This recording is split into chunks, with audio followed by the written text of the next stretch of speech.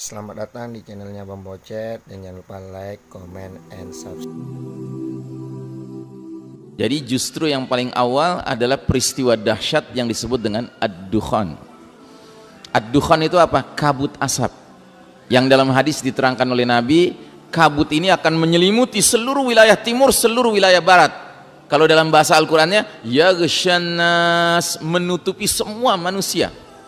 Jadi dunia itu gelap gulita 40 hari 40 malam karena tebalnya kabut asap menyelimuti planet kita ini. Dan kalau dalam surat Ad-Dukhan, Allah mengisyaratkan bahwa kabut asap ini datangnya dari mana? Sebab datangnya dari langit. Fartaqib yawma ta'tis sama'u bidukhanin mubin. Tunggulah hari ketika langit mendatangkan kabut yang nyata. Kira-kira apa yang datang dari langit yang menyebabkan kabut ini? Di ayat 16-nya surat Ad-Dukhan, Allah mengisyaratkan, Yawma nabatishul batsyatal kubra inna muntaqimun. Pada hari ketika kami menghantam mereka dengan hantaman yang keras, batsyatal kubra, sesungguhnya kami adalah pemberi balasan. Jadi Dukhan ini disebabkan sesuatu yang datang dari langit dan dia berupa hantaman yang keras, ya. Sehingga Syekh Mubayyad mengkaitkannya dengan surat At-Tur ayat 44 di mana Allah Ta'ala berfirman, wa iyarau kisfam minas sama'i saqitan yaqulu sahabum markum. Ketika mereka menyaksikan bongkahan-bongkahan batu berjatuhan dari langit, mereka akan berkata itu adalah awan yang bertindih-tindih. Jadi bahasa Al-Qurannya bongkahan batu berjatuhan dari langit. Bahasa hadisnya bintang berekor jatuh di bulan Ramadan. Sedangkan bahasa modernnya apa, Pak? Meteor, ya, meteor.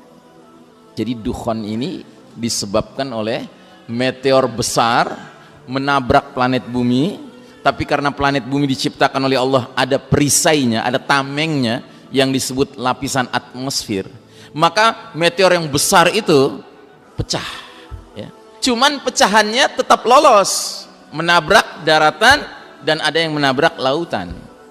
Dan menurut ilmuwan yang lolos itu akan ada yang ukurannya garis tengahnya 2 km, Pak. Bayangkan batu ukuran garis tengah 2 km, ya, kira-kira berapa kalinya lapangan bola itu 2 km? Kalau satu lapangan bola kan 100 meter ya kalau saya tidak salah, ya. Berarti 2 km tuh 20 kali lapangan bola, Pak. Batu bergerak dengan kecepatan puluhan ribu kilometer per jam menabrak daratan. Nah, tabrakan dengan daratan itulah yang menimbulkan ad-dukhan, kabut asap. Kayak bom nuklir meledak, Pak. Cuman bom nuklirnya jumlahnya sangat banyak sehingga ledakannya yang berbentuk cendawan itu, asap cendawan itu terus meluas sampai menyelimuti seluruh wilayah timur dan barat, kata Nabi. 40 hari 40 malam kita akan hidup dalam kegelapan. Nah, yang mengerikan, Allah Ta'ala di ayat ke-11-nya mengatakan, yaghshannas, kabut ini menyelimuti seluruh manusia. Hadza adzabun alim, ini adalah azab yang pedih. Allah mengatakan dukhan ini azab yang pedih. Nabi menerangkan azab yang pedih bagi siapa? Bagi orang kafir dan orang munafik. Bagi orang beriman yang terpapar dukhan, kata Nabi, mengalami zukmah, pilek atau flu. Tapi bagi orang kafir dan munafik yang terpapar dukhan ini, mereka akan membengkak tubuhnya dan akan keluar cairan-cairan dari lubang telinga, lubang hidung, lubang duburnya.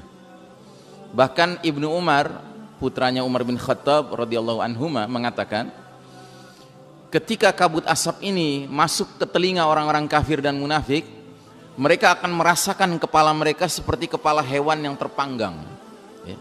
Jadi mereka mengalami azab. Karenanya tokoh Dajjal yang merupakan tokoh kafir, yang menurut Syekh Mubayyad munculnya urutan kelima dari 10 tanda besar, ya, yang berarti Dajjal mengalami dukhan. Dia sebagai tokoh kafir, dukhan itu akan mempengaruhi mukanya sampai sebagiannya meleleh. Karenanya dia dikatakan oleh Nabi kalau muncul di akhir zaman a'war, bermata sebelah. Padahal dulu Tamim Ad-Dari, seorang pelaut Nasrani dari Palestina, pernah ketemu Dajjal di sebuah pulau terpencil. Laporannya kepada Nabi ketika dia menceritakan tentang Dajjal yang dia saksikan, a'zamu insanin ra'ainahu, kami melihat manusia terbesar yang pernah kami lihat, badannya kuat ya, di dua tempat, di tangannya dan di kakinya. Enggak ada laporan matanya cacat sebelah, enggak ada, karena belum mengalami dukhan. Pertanyaan besarnya adalah kenapa Syekh Mubayyad dalam kitab Ensiklopedia Akhir Zaman berijtihad bahwa dari 10 tanda besar yang paling awal itu azab. Kenapa?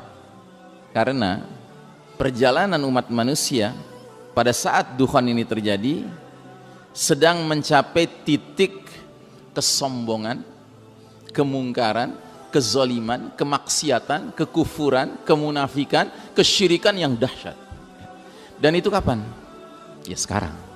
Sekarang inilah.